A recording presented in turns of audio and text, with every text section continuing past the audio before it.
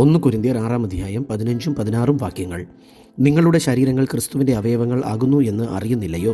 ക്രിസ്തുവിൻ്റെ അവയവങ്ങളെ ഞാൻ എടുത്ത് വേശ്യയുടെ അവയവങ്ങൾ ആക്കാമോ? ഒരു നാളും അരുത്. വേശ്യയോട് പറ്റിച്ചേരുന്നവൻ അവളുമായി ഏക ശരീരമാകുന്നു എന്ന് നിങ്ങൾ അറിയുന്നില്ലയോ? ഇരുവരും ഒരു ദേഹമായി തീരും എന്നുണ്ടല്ലോ.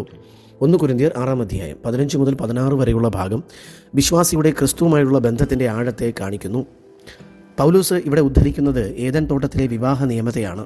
ഉൽപ്പത്തി പുസ്തകം 2-24 വാക്യത്തിൽ, അതുകൊണ്ട് പുരുഷൻ അപ്പനെയും അമ്മയെയും വിട്ട് തൻ്റെ ഭാര്യയോട് പറ്റിയിരിക്കും, അവർ ഏക ശരീരമായി തീരും എന്ന് കാണുന്നു.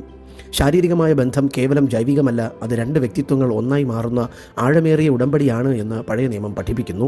ഇസ്രായേൽ ജനത അന്യദൈവങ്ങളെ ആരാധിച്ചതിനെ വേശ്യാവൃത്തി എന്ന് ദൈവം വിളിച്ചത് അവർ ദൈവവുമായുള്ള ഉടമ്പടി ബന്ധം തകർത്തതുകൊണ്ടാണ്. വിവാഹബന്ധത്തിൻ്റെ പവിത്രതയെക്കുറിച്ച് യേശു ഉറപ്പിച്ചു പറഞ്ഞിട്ടുണ്ട്. മത്തായി സുവിശേഷം 19-5-6 വരെയുള്ള വാക്യത്തിൽ ഉൽപ്പത്തിയിലെ വചനം ഉദ്ധരിച്ചുകൊണ്ട് യേശു പറഞ്ഞു, അതുകൊണ്ട് അവർ ഇനി രണ്ടല്ല ഏക ശരീരമത്രേ. ദൈവം യോജിപ്പിച്ചതിനെ മനുഷ്യൻ വേർപെടുത്തരുത്. ലൈംഗിക ബന്ധത്തിലൂടെ ഉണ്ടാകുന്ന ആ ഏകത്വം ദൈവികമായ ഒരു ക്രമമാണ് എന്ന് യേശു പഠിപ്പിച്ചു. വിശുദ്ധ പൗലോസ് എന്തുകൊണ്ടാണ് ഈ ഭാഗം പരിശുദ്ധാത്മാവിനാൽ ഇവിടെ ഇപ്രകാരം എഴുതിയിരിക്കുന്നത്? കൊരിന്ത്യ സഭയിൽ ലൈംഗിക പാപങ്ങളെ നിസ്സാരമായി കണ്ടിരുന്നവരോടാണ് വിശുദ്ധ പൗലോസ് ഇത് പറയുന്നത്. ഒരു വിശ്വാസി ക്രിസ്തുവിനോട് ചേർന്ന് അവൻ്റെ ആത്മീയ ശരീരത്തിൻ്റെ അവയവമായി മാറിയിരിക്കുന്നു.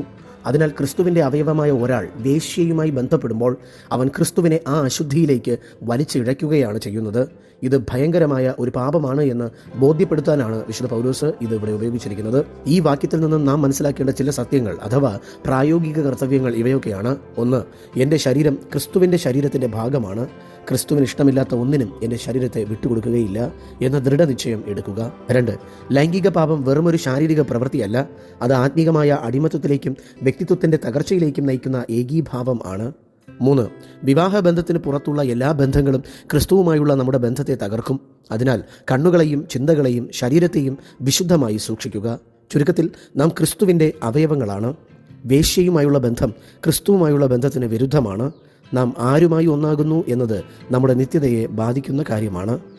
ഇന്ന് ഈ വചനത്താൽ ദൈവം നിങ്ങളെ സമൃദ്ധമായി അനുഗ്രഹിക്കുമാറാകട്ടെ. ആമേൻ.